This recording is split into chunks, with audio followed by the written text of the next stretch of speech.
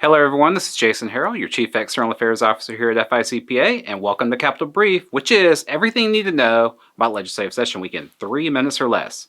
We've just wrapped up week 6 of the 2026 session, and this week marks a major turning point.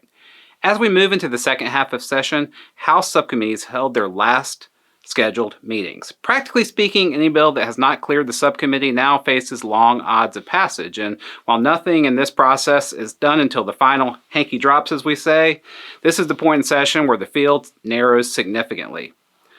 Lawmakers spent this week pushing priority bills into full committees or positioning them for floor consideration.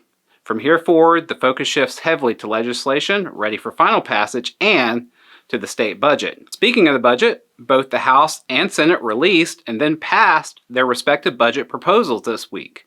The House budget totals just over $113.5 billion and the Senate proposal totals just over $115 billion. Both reflect reductions or leveling off in spending compared to last year. The next step is budget conference, where members from both chambers will negotiate the differences and produce a final budget agreement. Remember, the budget is the only bill the legislature is required to pass each session. With March 13th approaching, these negotiations will be critical. We also saw a movement on property tax reform.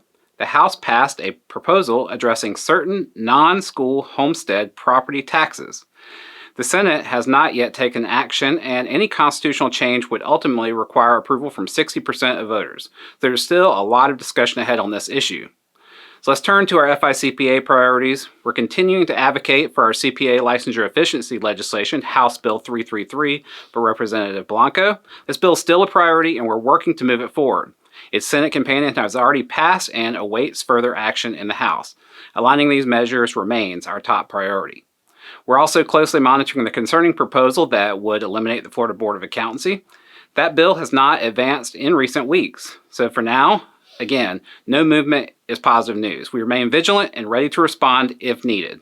As we head into week 7, attention will center on the major issues of session, finalizing the budget, tax policy decisions, and determining which priorities are truly positioned for passage. There's still significant work to be done before adjournment on March 13th, and the pace will only accelerate from here.